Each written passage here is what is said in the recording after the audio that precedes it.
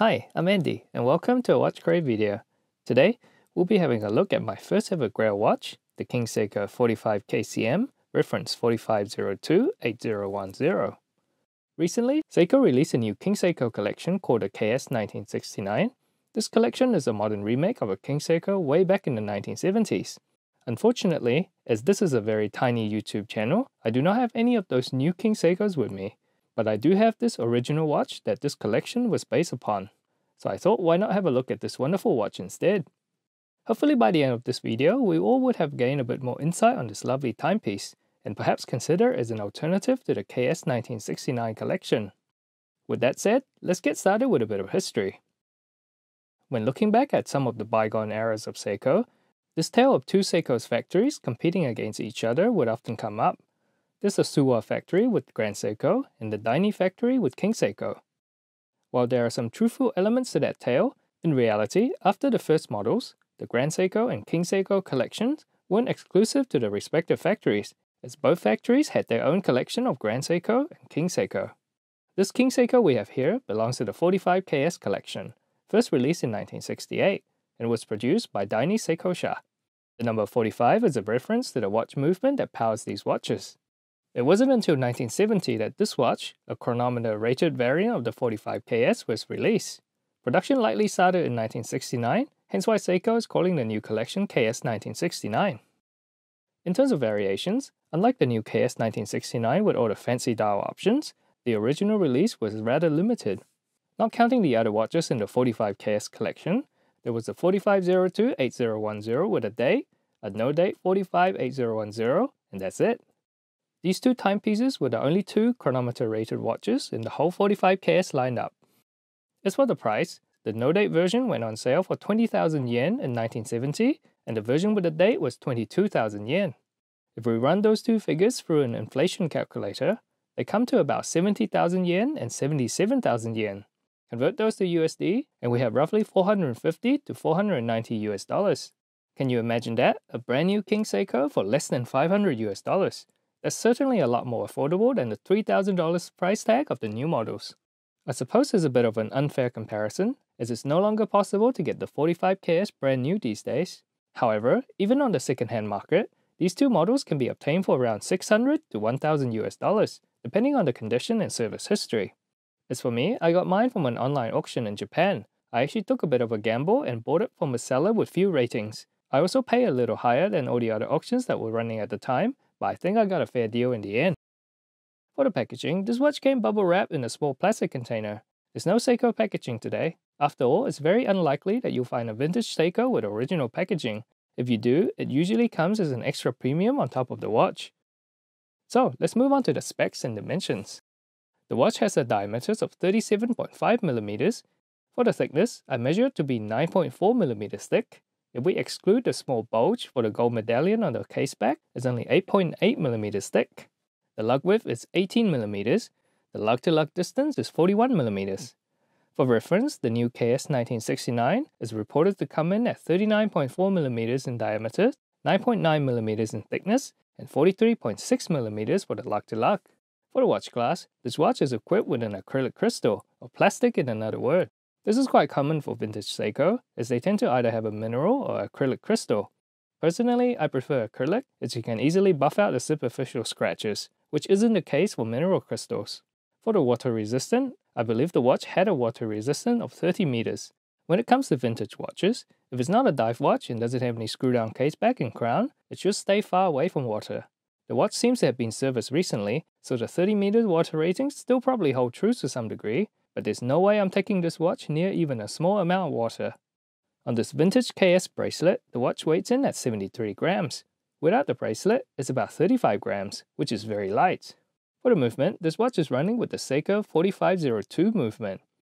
The 4502 caliber is a high-grade movement that was developed and produced by the Daini factory, and is part of the 45 series of movement.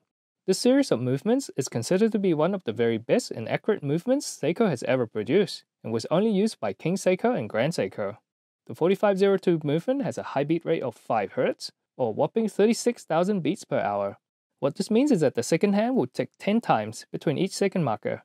This high beat frequency is quite rare in today's watch world and is only seen in Grand Seiko watches. It is also a hand wound movement, meaning that you can only power up by winding the crown. There is an interesting thing I noticed about the winding mechanism though. When the power reserve is completely empty, the watch won't start ticking even if fully wound. You either have to give it a gentle shake or pull out the crown and push it back in for the watch to start. I've read that this could either be a thing with vintage movements or that the movement requires a service. If you have more info about this, I would appreciate it if you can drop a comment down below. While we're on the topic of power reserve, I couldn't find any concrete information on the power reserve figure, so I gave it a full wind and let the watch run until it stopped completely. The end result was just over 40 hours. As for complication, the movement offers hacking or the ability to stop the second hand and an instant date change mechanism. Let me show you.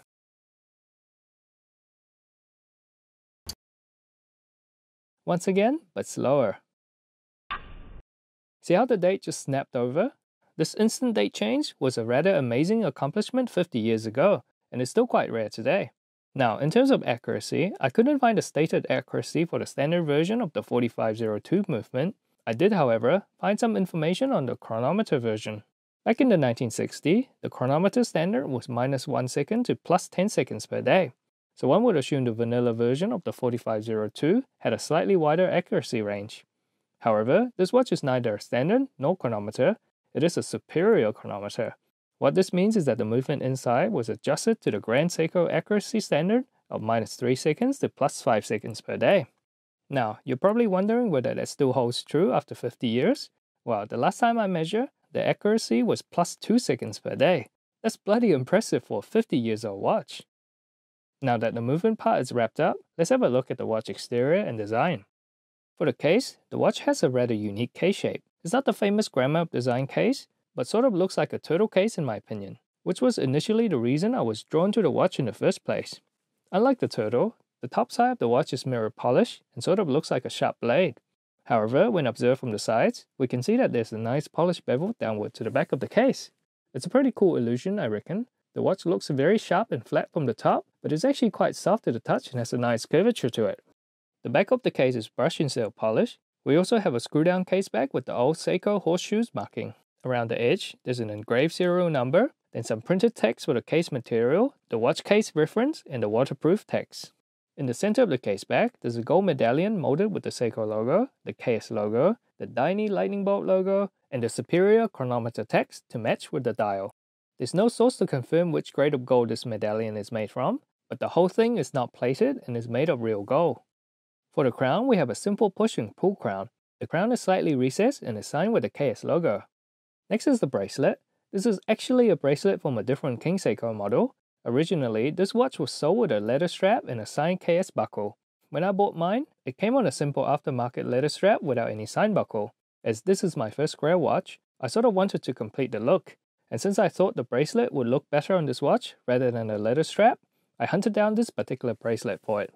The bracelet is a beads of rice type. It's brush finished on top and sides and polished on the back. The end links are hollow and the interlinks are held together by split pins. For the clasp, we have a simple stamped metal pressure clasp. The top of the clasp is brush finished and is signed with the KS logo. There are also a few micro adjustment holes to help with sizing.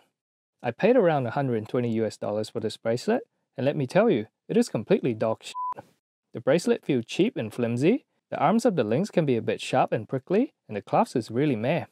It's worse than the $20 bracelet you can get from AliExpress or eBay. Was it worth it? Yes and no. Not worth the money, but sort of worth it for completion's sake.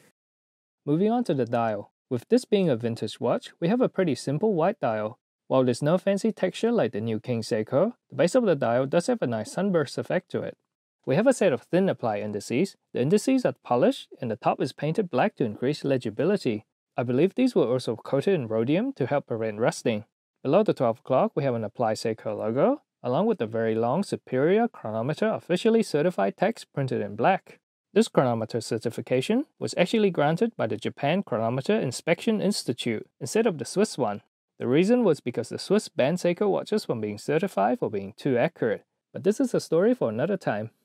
Back to the dial, above the 6 o'clock, we have an Apply KS logo, along with the printed high beat text and the tiny lightning bolt logo. At the 3 o'clock position, there's a frame date window. The date wheel has a silver light color instead of the usual white. At the edge of the dial, we have a printed minute markers printed in black, and a dial reference number at the bottom. For the hands, we have a set of short and long baton hands for the hour and minute, and a needle hand for the second. The hour and minute hands are polished and painted black in the middle, similar to the indices. Overall, the dial is quite simple, but still looks quite elegant and very legible. As for the wrist fit, this being a 38mm watch means that it fits pretty perfectly on my 6.2-inch wrist. Not only is it a good fit, the watch is very light and comfortable to wear. At less than 10mm thick, this watch has no problems slipping under a shirt's cuff. The bracelet, despite being pretty dog shit, is also not half bad on the wrist. So, what are my thoughts about this watch? Well, despite being a 50-year-old watch, the watch has some unique selling points that you can't really get in a modern Seiko watch. The first and biggest selling point is the movement. It's a chronometer rated, high beat movement that's considered to be one of Seiko's best ever movements. It's also impossible to get something like this in a sub $1,000 modern Seiko watch. If you want manual wind and high beat, you'll need to fork out a few extra thousands for a modern Grand Seiko. The second point is the dimensions. At around 38mm in diameters and less than 10mm thick, it makes a great dress watch that will have no problem slipping under a shirt's cuff. Not to mention it will also fit any wrist sizes. The gold medallion on the back of the case is also a nice addition, as it adds a more premium feel to the watch. Not to mention it's literally a small nugget of gold. As for the downsides, rather than downsides, I would say it's more like things you need to be aware of, and there are just a couple. The main thing is also going to be the movement. A high beat movement is like a high performance sports car. Compared to a low beat movement, it's going to need servicing more often in order to maintain that performance and accuracy. Therefore, this watch may not be a good option if you're planning to use it as a daily driver. However, on a positive note, there are a good amount of aftermarket parts for these vintage King Seiko, so there should be no major problem when it comes to the actual servicing. The other thing to watch out for is the water resistant. As a general rule with vintage watches, you don't really want them near any water, as there's a higher chance that the water will get into the watch and damage it. Overall, I think this is a wonderful watch that offers great specs and a lot of heritage for a pretty good price. While being a simply awesome vintage King Seiko on its own, it is also a very attractive and more affordable alternative to the new KS1969 collection. And that brings us to the end of this video. What do you think about this watch? Are you interested in getting your hands on one? If you already got one, what are your thoughts about the watch? Feel free to drop a comment down below and let us know. I hope this video helped you in some ways. If you find it enjoyable or helpful, please drop a like and subscribe for future videos. As a growing channel, I really appreciate your support. Until next time.